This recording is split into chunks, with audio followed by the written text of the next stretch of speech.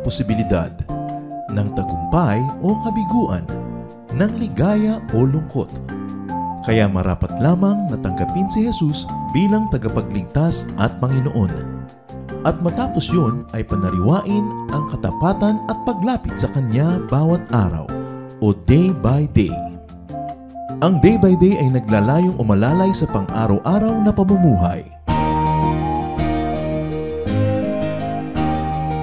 Narito po si Kuya Ed Lapis sa mensaheng pinamagatang 8 Things Peaceful People Do Not Do.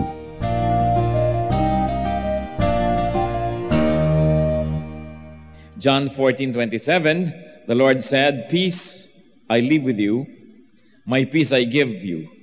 I do not give to you as the world gives.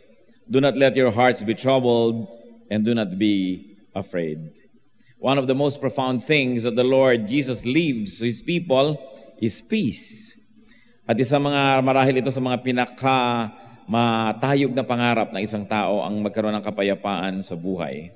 Mag-uusapan natin 8 things that peaceful people do not do.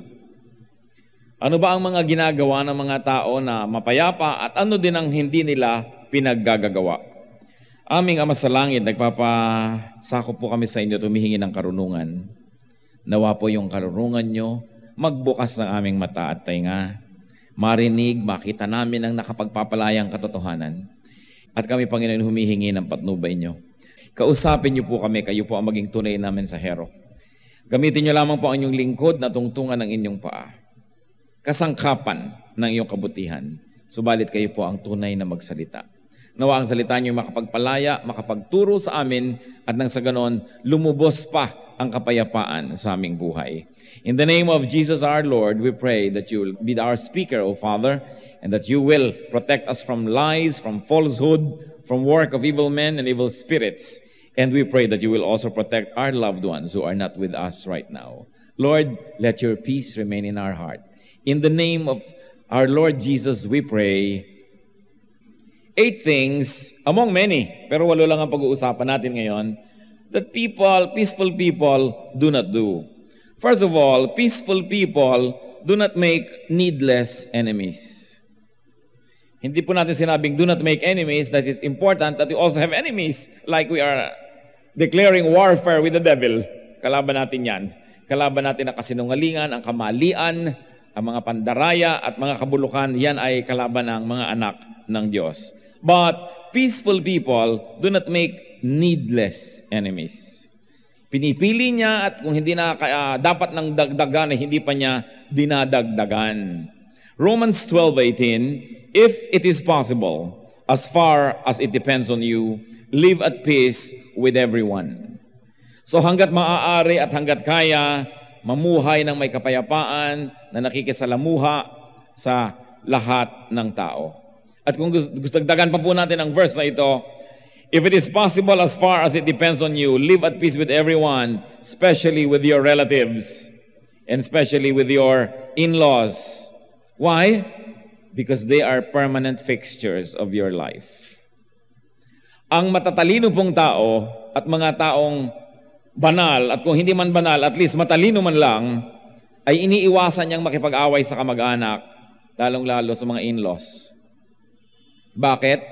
Magkikita kayo sa lahat ng patay, lahat ng lamay, lahat ng kasalan, lahat ng mga okasyon ng pamilya, mga reunion, graduation. Napakahirap naman nung pumupunta ka sa isang okasyon, naninigas na yung leeg mo, ayaw mo kasing tingnan yung bandaron dahil nandun yung kaaway mong hipag. Dahil nandun yung kaaway mong pinsan. Kaya yung mga tao na magkakaroon ng payapang buhay, ginagawa niya ng lahat para hindi niya makaaway at makababag ang kanyang mga kamag-anak. Lalong-lalo ang in-laws. Kasi mga kamag-anak, medyo may maon na lang magbaba ng pride, may maon na lang bumate, nagkakapatawaran na yan. Ang mahirap magpatawaran yung in-laws. Kaya ang matitinong mga tao, may away man silang magkakapatid, hindi nila isinasangkot ang kanilang asawa. Sapagkat pag nasangkot na yung asawa nila at kinampihan sila, magkabati na sila magkapatid, galit pa yung asawa dun sa in-laws. Kaya hindi kayo sumbong ng sumbong sa asawa nyo para lang kayo may makakampi dahil yung kapatid nyo, kamag-anak nyo, Konting himas lang yan at hagod ay nagkakasundo na ulit dahil siyempre dugo eh. Pero pagka yung in-laws na ang napalayo ang loob, mahirap na yung ibalik. Only fools will drag their husbands or wives into the quarrels with their own relatives. At ano pa po? Yung mga in-laws, yung matitinong mga in-laws, mga hipag, hindi nakikipag-away yan sa kapatid ng kanyang asawa. Sa mga kapatid, mga magulang ng kanyang asawa. Dahil kahit ano naman ang gawin niya, at kumisa't nakakapanaig siya sa influensya, darating at darating pa rin makakasalamuhan niya yung mga kamag-anak ng asawa niya. So hindi niya dapat yun. Kung meron siyang gustong awayin, awayin niya ang mga nuno sa punso, ang mga higante, ang mga kung ano-ano. Pero yung kamag-anak ng asawa mo, huwag mong awayin. But we have seen many foolish people who quarrel with their husbands or with their wives' relatives. And so what happens? All their lives, they are miserable. At nahihirapan din ang kanilang asawa dahil lagi na lamang naninimbang, napapalagay sa pagitan ng nag-uumpugang bato, nalalagay sa alanganin dahil kailangan piliin niya yung asawa ba niya o kamag-anak niya. Mahirap yan. So you want to live in peace? Do not make needless enemies, especially with your relatives. Do not involve in-laws in family troubles. And wise families, I have seen, do not involve their husband or wives in family business. May negosyo ang magkakapatid, oras na lumahok na ang kani-kanyang mga asawa, maglalabo-labo na yan. Paano yung kani-kanyang asawa, gusto kani-kanyang hila, kani-kanyang uwi? Bakit ang kuya mo, ang daming inuuwi sa kanila, tayo, konti lamang. So nagpapaligsahan ngayon yung mga magbibilas, yung mga magkakapatid na dati magkakasundo, galing sa iisang bahay bata, mag-aaway-away dahil sa kanilang mga asawa. Dahil sa influensya ng mga asawa na gustong malamangan yung iba niyang mga hipag at kanyang mga bilas. Huwag po ninyong isali ang inyong mga asawa sa family business kung gusto ninyong tahimik ang inyong buhay. Liban na lang inyong asawa ay talagang malasanto, malasanta. No? Bihira naman yon. May isusumbong at may isusumbong yan, i-influensyahin at i-influensyahin ka, magkakagulo. I know several families who have maintained peace in their homes. Well, they have many businesses dahil off-limits ang mga sabit sa negosyo. Yung mga sabit kasi, yung mga napasali lang, yan ang kumisan mas interesado pa kaysa doon sa mga tunay na kamag-anak. At magulo ang kanilang buhay. Learn from those people who enjoy peace. Another thing, people who enjoy peace do not incur debt or do not keep debt outstanding. Ang tao, kung magiging tahimik ang kanyang buhay, ay hindi dapat palautang. Paminsan-minsan hindi na iiwasan, nangangailangan talaga, nagkakautang. Pero yung talagang palautang as a matter of habit, magulo ang buhay niyan. Hindi na iiwasan niyan na laging hinahabol. Hindi na nawawala yung iniiwasan niya pagka nandun yung mga maniningil sa kanya. At napakahirap na magkaroon ng kapayapaan. Proverbs 22 verse 7, the borrower is servant to the lender. Alipin ng nagpapahiram ang nanghihiram. At mahirap maging payapa kung ikay alipin. Kahit hindi nakakatawa yung joke, tatawa ka kasi may utang ka eh. Kahit hindi ka natutuwa sa kanya, punta ka ng punta, regalo ka ng regalo, hindi ka na natigilan ng kare-regalo, hindi naman nababawasan yung utang mo, indebted ka pa rin. Romans 13:8, let no debt remain outstanding. Dapat pag may utang, sikapin ng lahat na magagawa para magbayad agad. Magtataka ka naman sa mga tao, they punish those who help them. What do I mean? Nangangailangan sila, uutangan ka, tutulungan mo, pagkatapos mula nun, ikaw na ang pahihirapan nila. Pahihirapan kang maningil, o kaya nagmapatay mali siya na lamang, hindi mo malaman kung sisingilin mo, nalimutan na ba diyang may utang siya o wala, hindi man lang masabing, hoy, pasensya ka na, 5 taong ka na kita hindi nababayaran, pero di ko naman nalilimot. Yun pa ngayon, nagpautang na tumulong, ang hirap na hirap makiramdam, nalimutan na kaya niya, siya pa ngayon ang nahihiyang maningil. Kaya nagpapautang at nangungutang, parehong gumugulo ang buhay nila. Kaya iwasan ang ganyang mga bagay, liban na lang kung talagang life and death emergencies. People who will have peace do not meddle in people's lives. Hindi sila nanghihimasok at nakikialam sa mga buhay ng may buhay. Kahit mga buhay ng kamag-anak nila.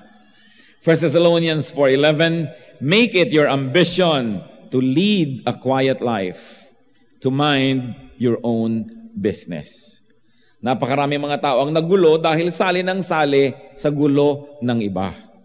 Kaya po yung mahilig makipagchismis, mahilig makipagkwentuhan, yan ang nasasangkot sa gulo. Kasi yung gulo ng iba, napapasali ka. Nasisisi ka rin at napapaaway ka rin dahil sali ng sali. Wala pa po ako nakitang tao na mahilig makibalita at masumagap ng kung ano-anong mga alimuom at mga alikabok at chismis ang tumahimik ang buhay. Kadalasan wala namang siya dapat problema pero dahil suong siya ng suong sa gulo, napoproblema siya. At hindi lang yon, pati ang kanyang pamilya nadadamay. Siyempre kung may nang-aaway sa nanay mo na mahilig sa chismis, nadadamay ka na. Nadadamay din ang tatay mo. Kaya mga lalaki nadadamay na tuloy. Mamaya sila na ito nagbabarilan dahil sa matatabil nilang mga asawa. Kaya importante na hindi tayo nakikilahok sa gulo ng may gulo. Marami po akong ganyang kilala. Gusto nyo, sabihin ko pa sa iyo pangalan. Kahit sa church may mga chismosa. Tingnan nyo nga ang katabi nyo't baka yan. Ha? Yung tuwing may gulo, ma-o-office, tatawagin ang pastor, nagkakagulo, laging kasali. Gusto ko sabihin, bakit kasali ka na naman dito sa gulong ito? Kasi po yung si ganun may asawa, nakiapid, anong pakialam mo, hindi ka kasali sa kwento, ba't kasali ka sa nadadala dito? Kasi nakikipagkwentuhan siya lagi. Nagkakasisihan. Do not indulge in gossip if you're going to have a peaceful life. Number 4, people who will be peaceful do not deceive. Hindi sila nandadaya. They do not play tricks. They do not win, so-called win, through deceit, through cunning and craftiness. Sabi nga nila, you can deceive some people sometime. You can deceive some people, all the people sometime. But you cannot deceive all people all the time. In fact, you cannot deceive even some people all the time. Mabibisto ka rin nila. Kaya yung mga tagumpay po ng mga mapangdaya, sandali lang yon. Ngayon, bakit hindi kayo payapa kung kayo mapandaya? Kasi natatakot kayong dumating yung panahon na malaman na nandaya pala kayo. And there are people who are very deceitful and cunning and crafty in their ways. Don't forget that Genesis 3:1 describes the snake as crafty. Magaling maglubid ng buhangin, magaling mandaya, magaling magmanipulate. Pero ang mga manipulators will never have peace because they will be found out. Because truth prevails. 1 Corinthians 3:19-20, for the wisdom of this world is foolishness in God's sight. As it is written, He catches the wise in their craftiness. And again, the Lord knows that the thoughts of the wise are futile. Hindi na i-impress ang Panginoon diyan sa mga tinatawag na wise. Yung sa Tagalog sabi natin, wais. Yung nanglalamang, yung ang karunungan ginagamit niya para magmanipulate at nanglamang ng kapwa. Alam ng Panginoon yon at hindi siya natutuwa.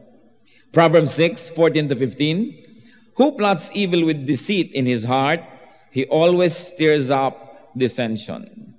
Therefore, disaster will overtake him in an instant.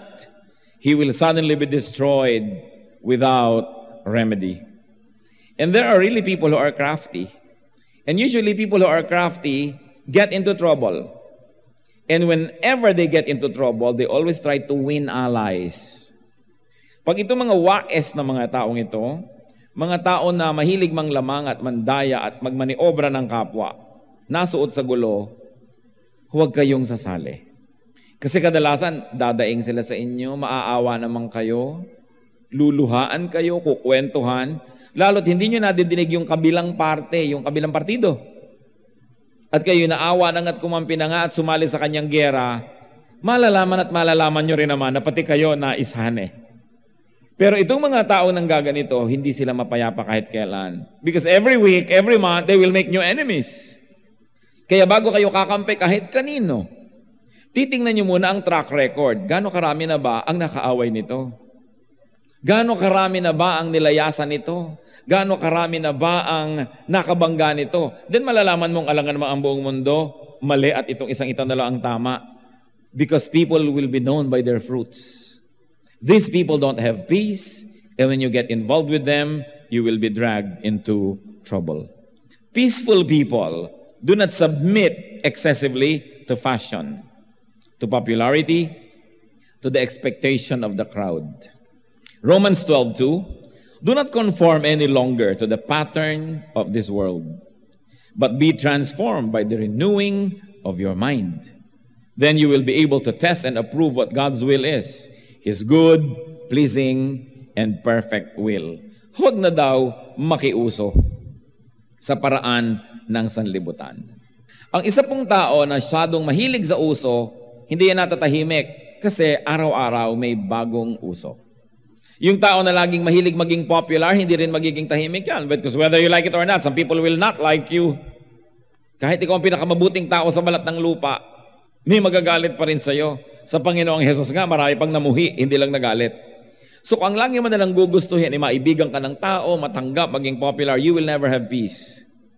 Because you will be chasing a rainbow which is not there when you get there. And if you always live up to people's expectations, lagi kayong magiging kulang. So you want to have peace? Do not play catch up with others.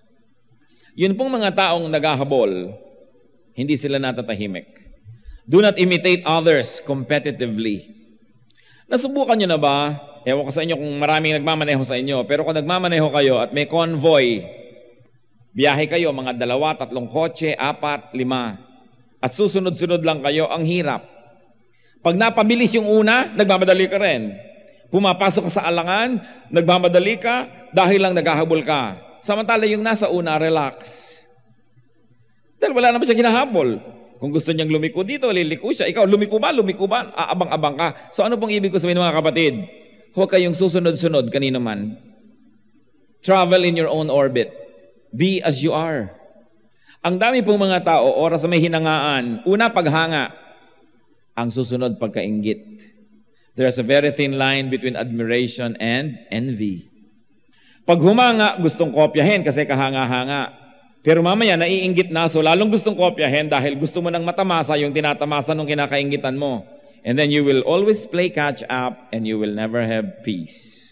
Then you will cut corners, you will run people over, you will hit many things just trying to catch up with people.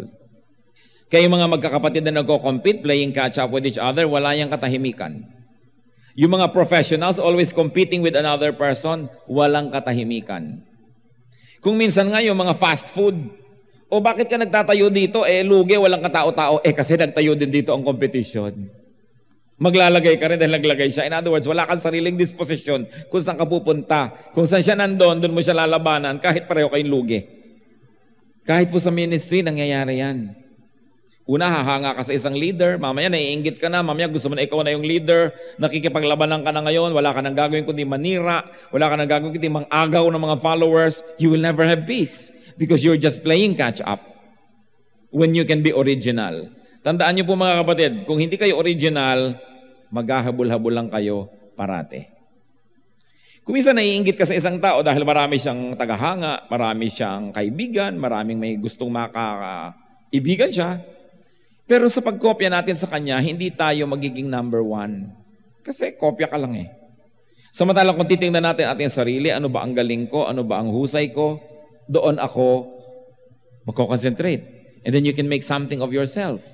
Nakita nyo, the quickest way for a business in the Philippines to die is for it to succeed. Magtayo ka ng tindahan ng tubig, pag nag-succeed mamaya, may 5 tindahan ka na ng tubig na katabi. And then they kill each other. Maglagay ka ng hot pandesal, lahat may hot pandesal. Maglagay ka ng inihaw na manok, lahat may inihaw na manok. Dahil ang mga katabi mo laging nanggagaya and they play catch up. Why can't they be original? Meron kang katabi pala na tindahan na yung hot pandesal, ang bili-bili. Ikaw naman, maglagay ka ng wonderful kalamay. Diba? O maglagay ka ng super palaman, at yung katabi naman doon, super palamig naman ang kanya. Di lahat kayo buhay. Hindi dapat ka nangungopya, lalo ng kapwa-tao. Dahil magkakagulo lang kayo at hindi ka papayapa. Peaceful people do not needlessly commit, promise, and guarantee. Walang garantor na nakakatulog ng mahimbing. Gusto nyo maging payapa ang buhay nyo? Never guarantee for anybody's loan. Ang dami ko ng taong nakita, mabuti ang kalooban na pahamak dahil sa kanyang kabutihang loob.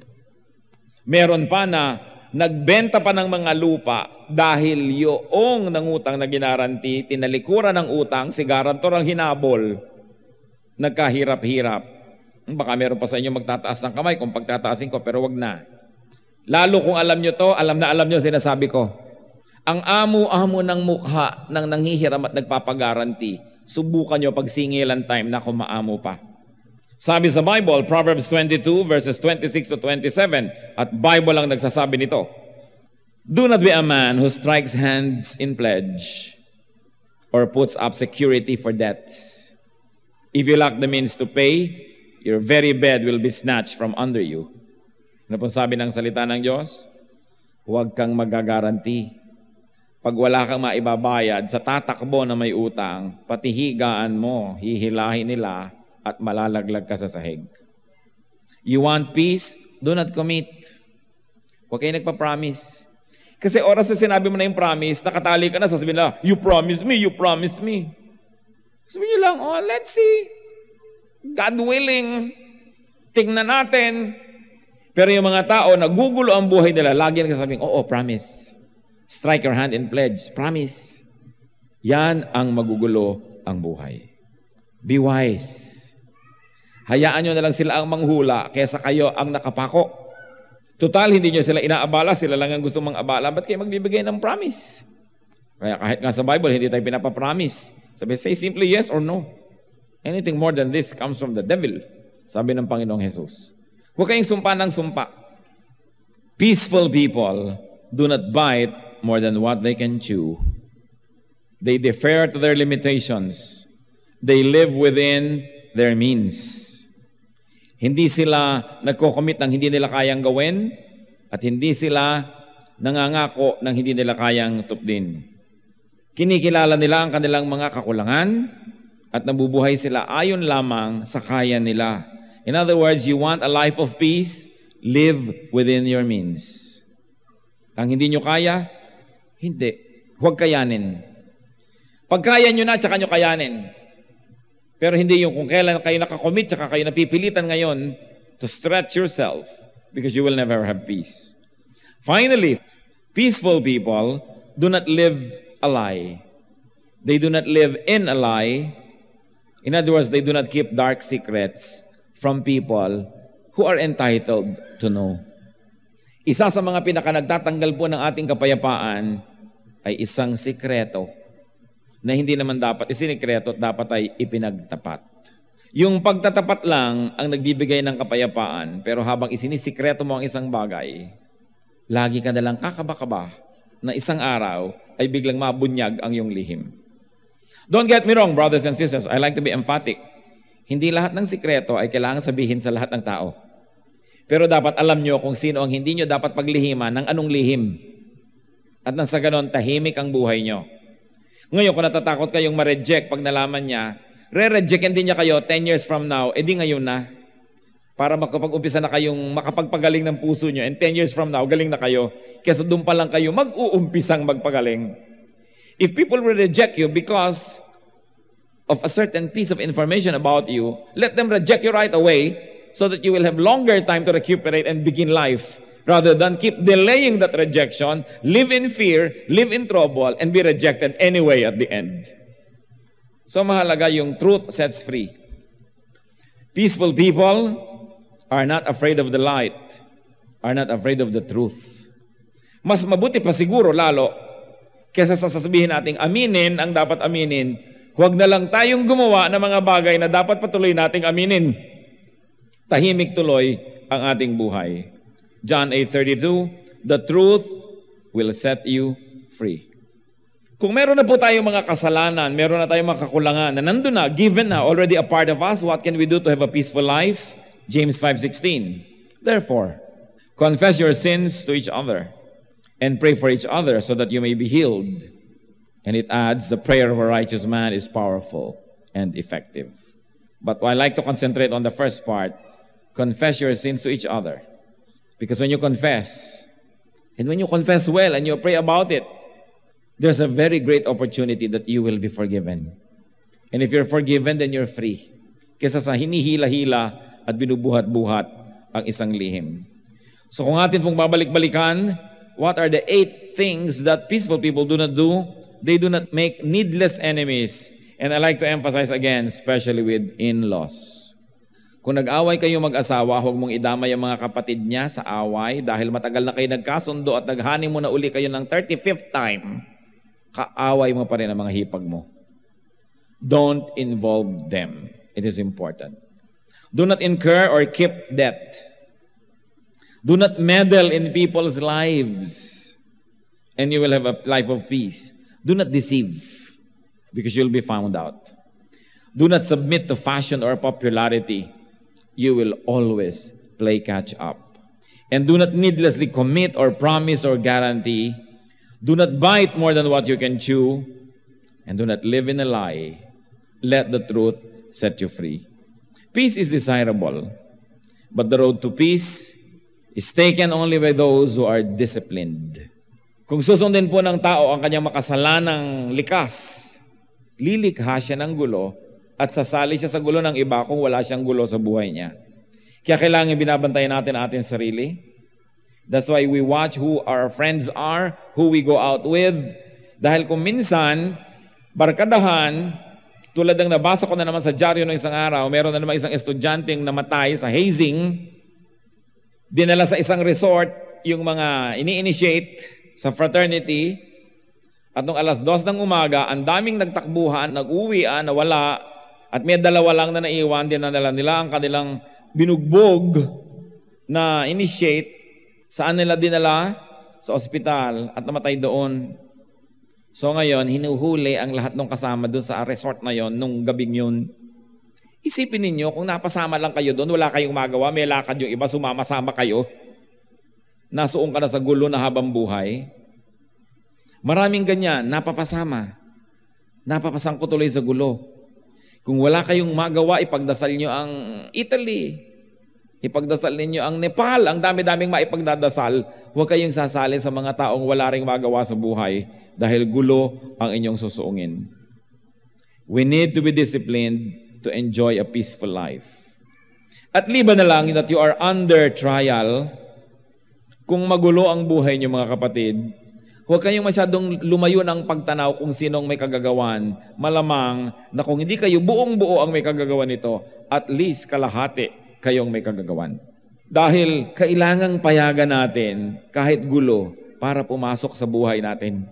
Kung minsan yung pagpayag mo, installment, hindi biglang-biglang nagbukas ka ng pinto para pumasok yung gulo. Dahil sino naman ang magbubukas ng pinto sa gulo? Pero hindi mo alam, unti-unti ka na palang pinapasok. Sa dami ng mumunting mga bintanang binubuksan mo, pumapasok na ang gulo sa buhay. Walang kwenta ang pagkain kung wala naman tayong kapayapaan dahil mawalan ka ng gana. Walang kwenta ang magandang bahay kung ang gulo-gulo ng buhay ng mga tao nandun sa loob. Sabi nga sa Bible, better a meal of vegetables than a meal of fattened calf where there is strife. Walang kwenta ang lahat-lahat kung hindi payapa. Kaya mahalaga payapa ang buhay. Avoid inviting troubles. Avoid attracting troubles. Avoid troublesome people. And it's important to always be wise. Anong sabi sa Bible? Be innocent as doves, but be wise as serpents. Kailangan ng tao matalino. Kung minsan nahihiya lang tayo, hindi tayo makatanggi, dinadala ka na pala sa gulo. No, say no. Kasi kung magagalit din at magkakagalit din kayo, later pag nagkagulo-gulo na yung buhay nyo, magsisisihan din kayo, mag-aaway din kayo, agahan mo na. Hayaan mo na siyang hindi matuwa sa iyo, tahimik naman ang iyong buhay. Panginoong Diyos, nananalangin kami, lalong-lalo para sa mga kasama naming narito ngayon, na maaaring magulo ang buhay. Maaring may mga kaguluhan na talaga namang mabigat dalhin. Habang kami, Panginoon, patuloy na nanalangin sa mga kapatid, doon pa man nananalangin na kami. Ngayon, gusto naming manalangin muli. Gusto naming ilapit sa iyo ang mga kaibigan, kapatid, mga panauhin, na maaaring magsasabing magulo ang buhay nila. Kayo, Panginoong, narito na tumanggap ng aming mga papuri at awit. Kayo na nagbibigay sa amin ng mga magagandang salitang ito. Kayo na aming sinasamba. Kayo rin ang nilalapitan namin ngayon. Nanawa, Panginoon, magbigay po kayo ng pagpapala sa mga kapatid. There is power in prayer. Especially when the people of God agree to pray and ask for the same thing in the name of Jesus. Kung meron tayong mga kasama ngayon, maaari yung tawagin ang buhay nyo na magulo. I like to pray for you. Will you stand and acknowledge that before God, and we will pray for you. Praise God. Sino pa po ang magsasabing, ayokong umalis sa bulwagan na ito na magulo pa. Nais kong magsimula ang isa kong dramatic, beautiful, and miraculous healing ngayon paman. Sino pa po ang magsasabi niya na magulo ang buhay ko at kailangan ko ang Diyos, kailangan ko ang kanyang pagpapala, kailangan ko ang kanyang guidance and teaching. Yes, it's a beautiful thing to stand and say, Lord, may kulang po ako. Kailangan ko po kayo. Pananalangin namin kayo. Sino pa po ang nais tumayo at magsasabing, Lord, pakiayos niyo po ang magulo kong buhay. I like to cooperate with you. Teach me how. Aming Diyos sa langit, kayo na Diyos ng kapayapaan at katahimikan. Kayo ng Diyos ng katiwasayan. Narito at meron kayong mga anak, mga kapatid namin na tumitindig. Isang tapang ng loob ang kailangan gawin para tumindig at sabihin kailangan kayo. Honor, O God, the commitment, the will, and the decision of these people to stand up and acknowledge their need of you. Di namin alam, pero alam nyo, higit pa nga sa amin na narito ngayon, higit pa sa mga tumatayo, kayo ang lubos na nakakaalam kung ano ang puno at dulo ng mga gulo sa buhay. Kung saan ito nagmumula, kaya saan ito pwedeng tapusin. Kung anong lumilikha nito, kaya saan ito pwedeng wakasan at bunutin. Panginoon, una, turuan mo po ang mga kapatid na ito. Nakilalanin kung ano ang personal nilang pananagutan, kung bakit magulo ang buhay nila. Na huwag naming isisi kung kani-kanino, kundi akuin namin at tanggapin kung meron kaming pananagutan at ihingi ng tawad sa inyo.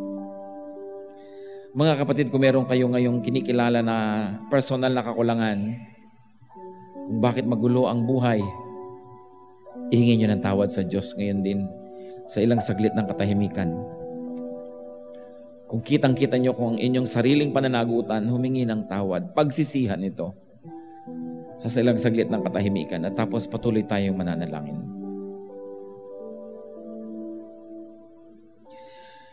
Ipatawad nyo nga po, Ama, ang mga ipinagtatapat, inilalapit, inihingi ng kapatawaran ng iyong mga anak.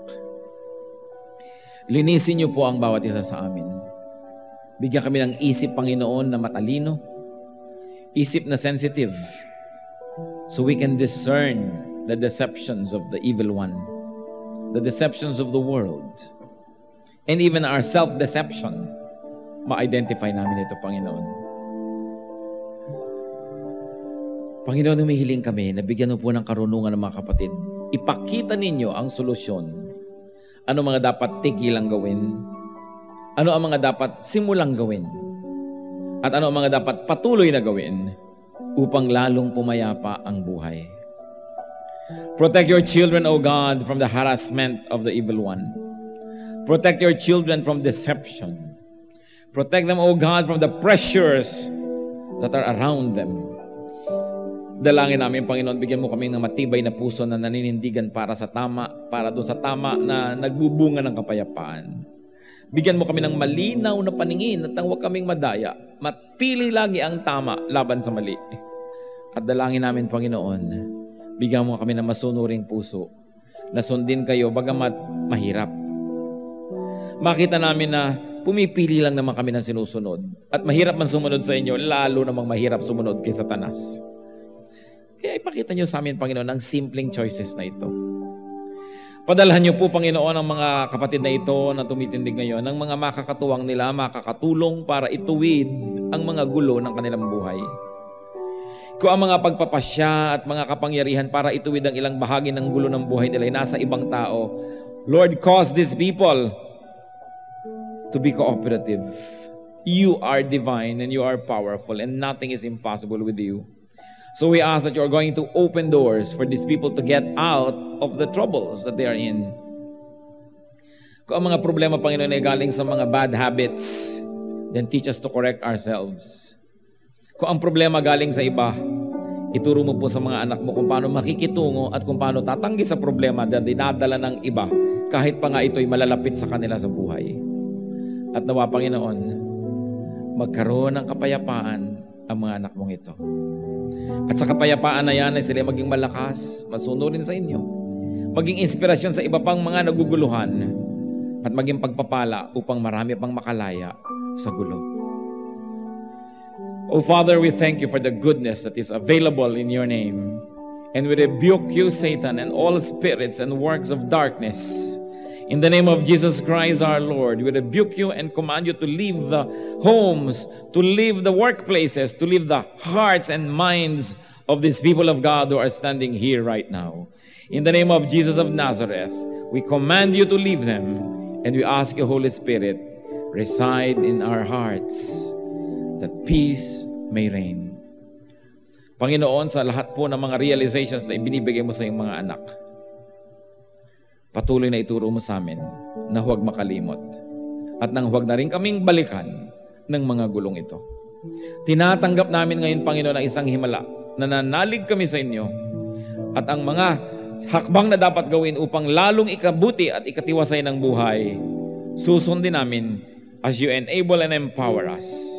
Mga kapatid, makipagkasundo kayo sa Diyos at sabihin niyo sa Kanya na susundin niyo ang Kanyang mga paraan at nang pumayapa ang inyong buhay. Maupo kayo, subalit manatili ang lahat sa panalangin, sa diwa ng pakikisa sa Espiritu ng Diyos, sapagkat nais ko pang manalangin ng isa pang panalangin. Kayo naman na mapayapa ang buhay. Panahon para magpasalamat sa Diyos.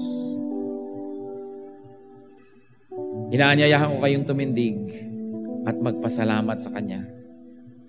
Ipakita natin sa Diyos ang ating pagtanaw ng utang na loob, na payapa ang ating buhay sa kabila ng kaguluhan sa mundo. Manalangin kayo. I cannot do it for you. Thank God personally that your life is peaceful. Ipagpasalamat ninyo ang alam niyong mga sangkap na nagpapatahimik sa inyong buhay. Ipagpasalamat niyo ang mga nagawa niyong pasya na nagpatahimik sa inyong buhay.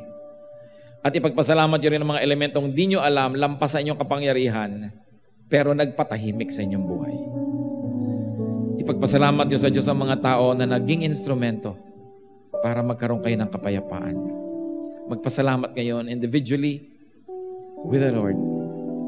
Fellowship with the Lord. And thank Him.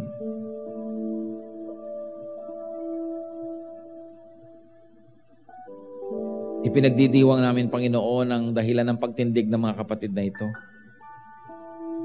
Pinagbubunyi namin ang bawat payapang gabi na ibinibigay niyo sa amin, na natutulog kami at nagigising pa ng payapa sa umaga.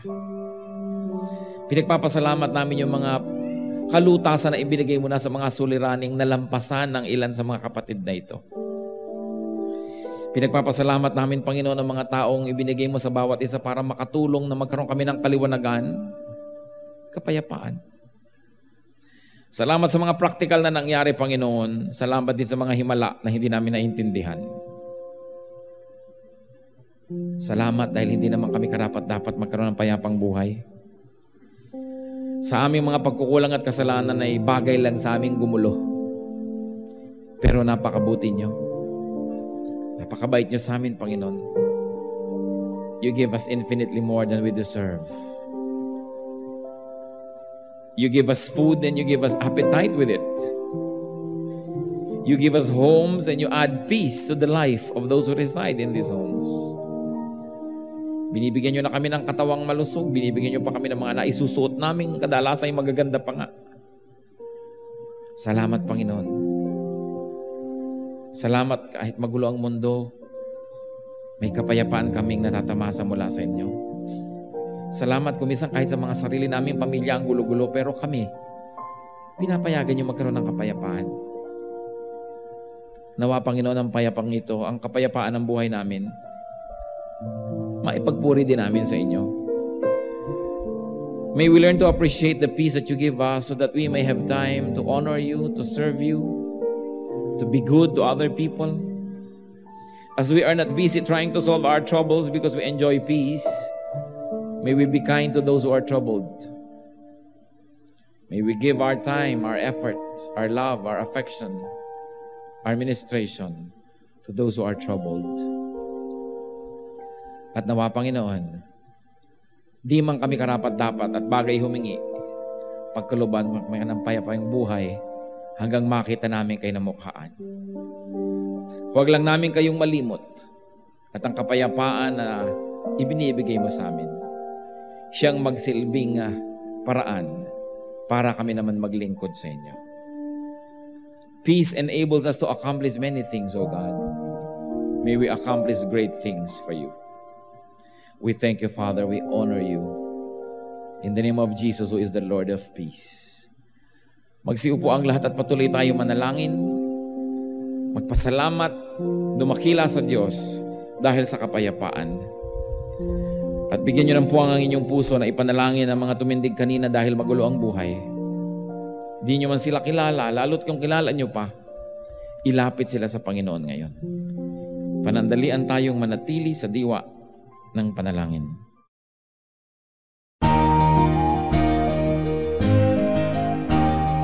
Ang katatapos pong mensahe ni Kuya Ed Lapiz ay pinamagatang 8 Things Peaceful People Do Not Do.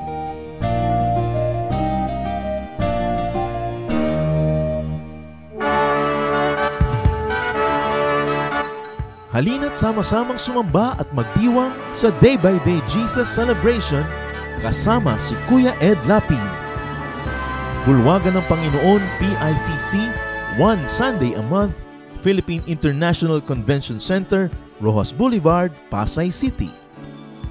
All other Sundays sa mga Day by Day mini bulwagan ang pagtitipon. Para sa buwan ng Setyembre, gaganapin ito sa September 1, 2024. 8 a.m. ang First Jesus Celebration, 10 a.m. naman ang Second Jesus Celebration. Para sa iba pang detalye, bisitahin ang ating official Facebook page, Day by Day Friends.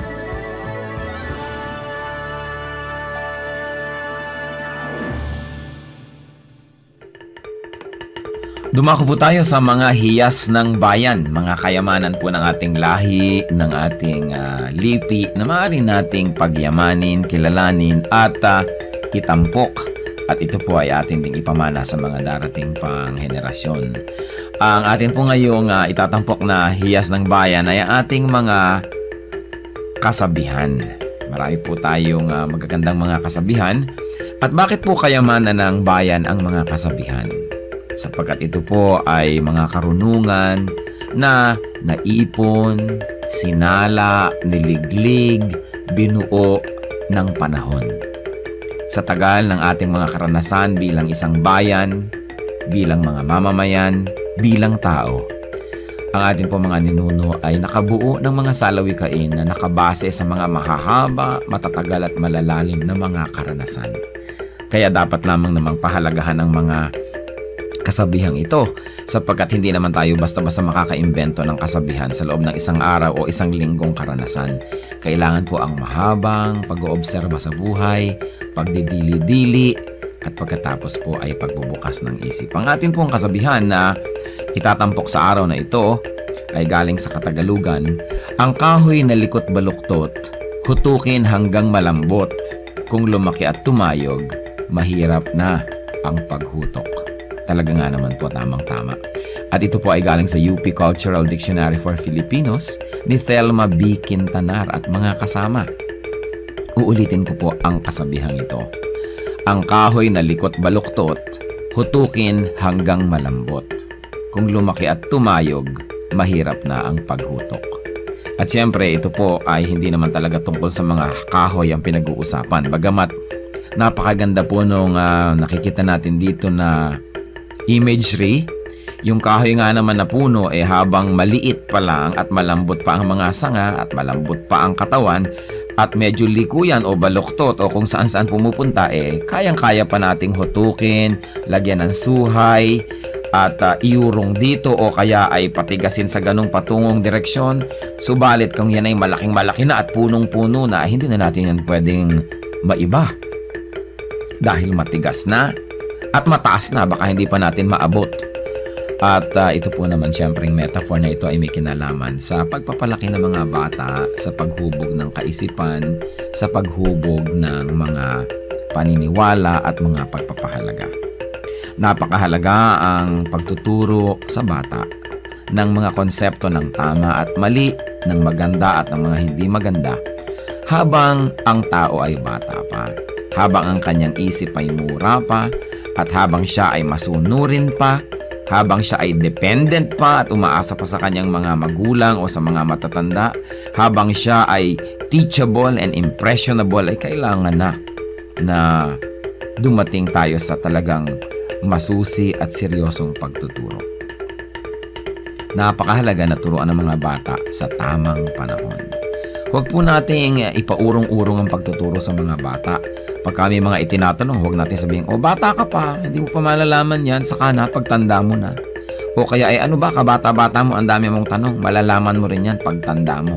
Kailangan po maingat tayo sa pagsagot sa mga tanong. Ibigay po natin ang mga sagot na tumpak at tama.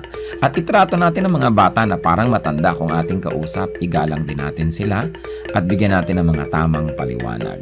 Tandaan po natin ang pagbabantay, ang pagtuturo, ang paghuhutok sa mga mumunting mga bata. Yan po ay magkakaroon ng panghabang buhay na epekto sa kanilang buhay. Kaya isa pong mahalaga na paalala rin sa ating mga magulang, bigyan natin ng oras ang ating mga anak, bigyan natin ng panahon na mahutok yan sa tama, sapagkat kapag malaki na, mahirap na po yan na ibahin pa. Kaya ilapit natin sa Panginoon habang maaga, palakihin natin ang may takot sa Diyos, palakihin natin na kasama ay mga mananampalataya, nadidinig ang salita ng Diyos, mga Kristiyanong awitin, at nang sa gayon, ang batang ito ay lumaking nasa tamang direksyon. Sabi rin po yan sa Bible, "Train up a child in the way he should go, and when he is old, he will not depart from it." Meron po tayong equivalent niyan sa ating pong kultura, sa ating mga kasabihan. At yan po ang hiyas ng ating bayan ngayon, kasabihang, "Ang kahoy na likot baluktot, hutukin hanggang malambot. Kung lumaki at tumayog, mahirap na ang paghutok."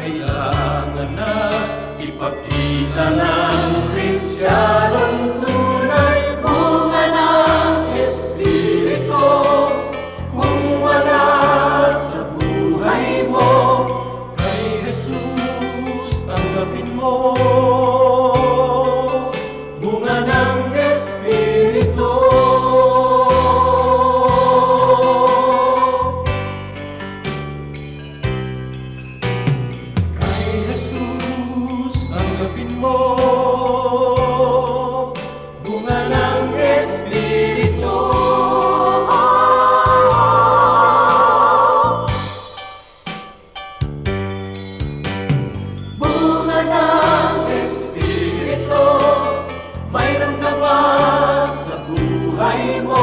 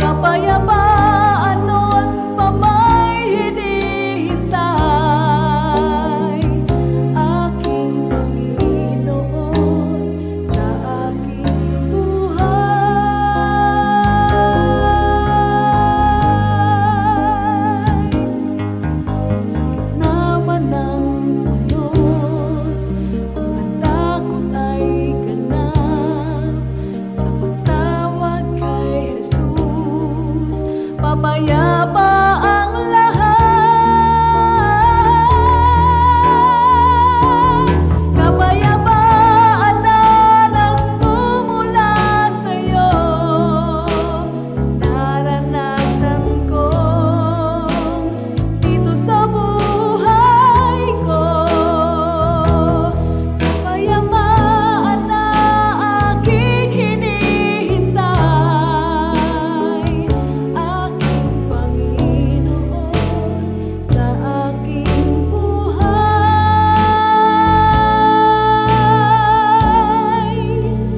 sa aking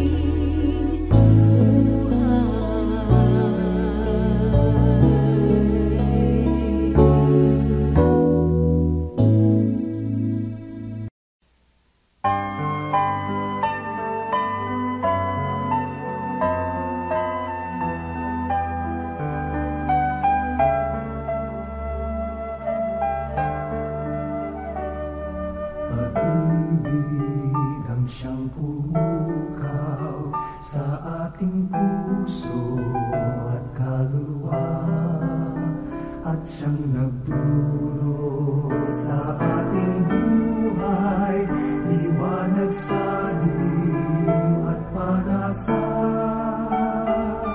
Pag-ibig ang siyang buklod natin, di mapapawi kailan pa man.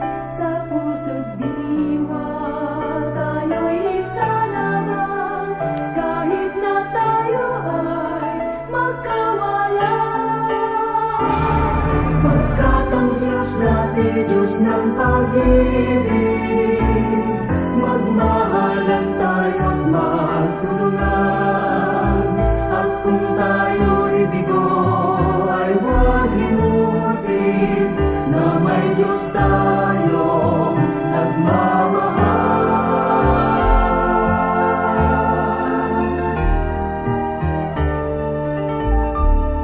Sikapin sa ating pagtungo, ipamalita sa buong mundo, pag-ibig ng Diyos na siyang sumakop sa bawat pusong buhaw sa pagsuyo. Pagkat ang Diyos natin, Diyos ng pag-ibig, magmahalan tayo't magtulungan. At kung tayo'y bigo ay huwag limutin na may Diyos tayo na nagmamahal.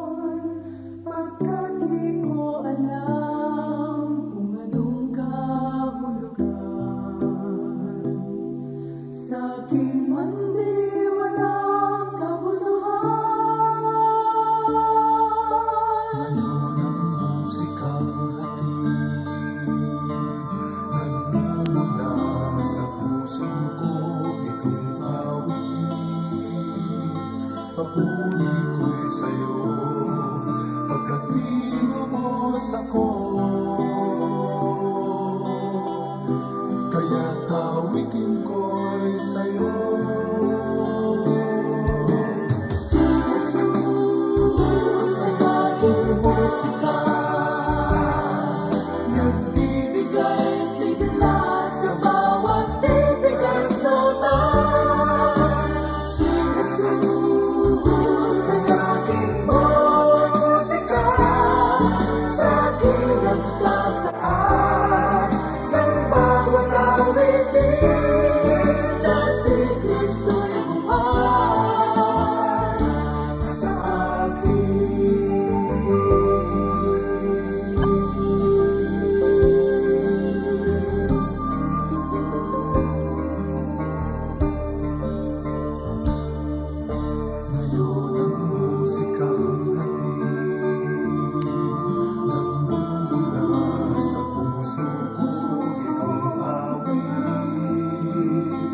papuri ko'y sa'yo, pagkat nilabas ako.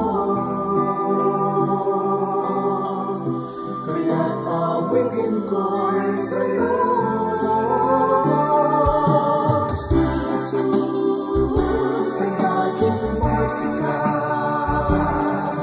nagbibigay sigla sa bawat titik at nota. Si Jesus ang aking musika, sa akin nagsasaan ng bawat awitin na si Kristo'y buhay sa akin. Si Jesus ang aking musika,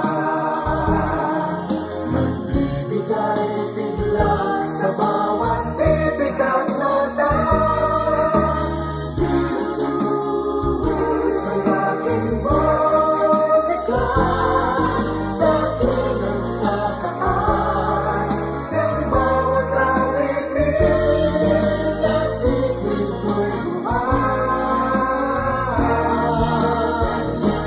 sa akin.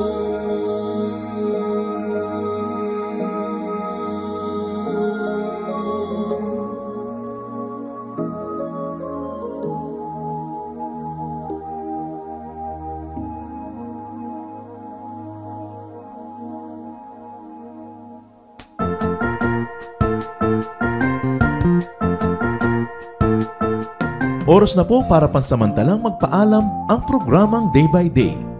Tayo po'y magsama-sama tuwing ika-6 hanggang ika-7 ng umaga, araw-araw. Magandang umaga po at mabuhay ang Panginoong Hesus!